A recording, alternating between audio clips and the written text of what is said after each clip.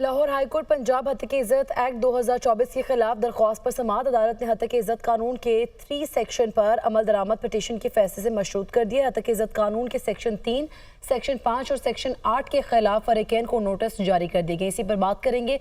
मोहम्मद अशफाक हमारे साथ मौजूद हैं। जी मोहम्मद अशफाक, आगाह कीजिएगा। जी बिल्कुल, लाहौर हाईकोर्ट के जस्टिस अमजद रफीक ने हत्या इज्जत 2024 के खिलाफ दायर दरख्वास्त पर समाअत की तो अदालत ने हत्या इज्जत के कानून के 3 सेक्शन पर अमल दरामद पटिशन के फैसले से मशरूत कर दिए। सेक्शन 3, 5 और 8 के खिलाफ फरीकैन को नोटिस जारी करते हुए एडवोकेट जनरल और अटॉर्नी जनरल को भी आइंदा समाअत पर मुआवनत के लिए तलब कर लिया। दौरान समाअत जस्टिस अमजद रफीक ने दरख्वास्त गुजार के वकील नदीम सरवर से इस्तफसार किया कि बताएं ये कानून कैसे आजादी इजहार और बुनियादी हकूक के खिलाफ है। दरख्वास्त गुजार के वकील ने कहा कि इस एक्ट के मुताबिक बगैर किसी सबूत के आप किसी के खिलाफ भी कार्रवाई शुरू कर सकते हैं। जस्टिस अमजद रफीक ने कहा कि अगर आप चीफ मिनिस्टर को किसी बयान देने पर अदालत में ले आए तो ये गलत बात है। एडवोकेट नदीम सरवर ने कहा कि ये तो ऐसे ही है कि चीफ मिनिस्टर झूठ बोलना छोड़ दें। इस मौके पर दरख्वास्त गुजार के वकील ने यह भी कहा कि वजीर इत्तला तो सुबह शाम तक झूठ बोलती हैं। जस्टिस अमजद रफीक ने कहा कि यहाँ पर अब सियासी बात मत करें। जस्टिस अमजद रफीक ने यह भी कहा कि इस हवाले से कानून जो बनाया गया है आप उससे मुतल्लिक बात करें। एडवोकेट नदीम सरवर ने कहा कि इस एक्ट के मुताबिक के केस के फैसले से पहले ही मुलजिम 30 लाख रुपए जुर्माना अदा करेगा।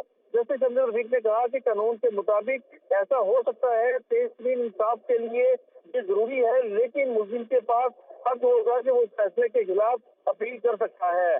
दौरान समाअत एडिशनल एडवोकेट जनरल पंजाब ने इस दरख्वास्त की मुखालफत कर दी और ये कहा कि हाल ही में खसूसी अदालतों में जजेस की तैनाती पर हुकूमत और चीफ जस्टिस के दरमियान मुशावरत हुई। जस्टिस अमजद रफीक ने कहा कि अगर चीफ जस्टिस कुछ नामों की तजवीज भेजते हैं तो हुकूमत ये नहीं कह सकती कि हमारे फलां वजीर को ये नाम पसंद नहीं आया। जस्टिस अमजद रफीक ने कहा कि ये कोई दुकानदारी या सौदेबाजी नहीं है, ये मुशावरत है, चीफ जस्टिस की मुशावरत से ही होना चाहिए।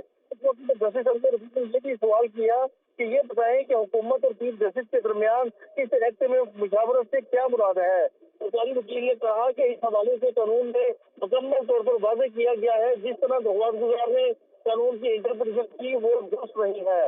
ने कहा कि हम इस दरख्वास्त को काबिल समाअत करार देते हैं और पटिशन के साथ इस कानून की जो 3 सेक्शन है उनसे अमल दरामद भी इस पटिशन से मशरूत कर देते हैं, जिसके बाद अदालत ने फरीकैन को नोटिस जारी करते हुए आइंदा समाअत पर तहरीरी वजाहत तलब कर ली और साथ ही साथ एडवोकेट जनरल पंजाब और अटॉर्नी जनरल को भी आइंदा समाअत पर मुआवनत के लिए तलब कर लिया। जिन 3 सेक्शन के हवाले से अदालत ने नोटिस जारी किए उसके मुताबिक यानी सेक्शन 3 ये कहता है कि बगैर सबूत के किसी भी शख्स के खिलाफ दावा किया जा सकता है, तो इस सेक्शन को भी चैलेंज किया गया है और ठीक है, नोटिस भी जारी कर दी गई और जवाब तलब कर लिया गया। मोहम्मद अशफाक आगाह कर रहे थे, आपका शुक्रिया।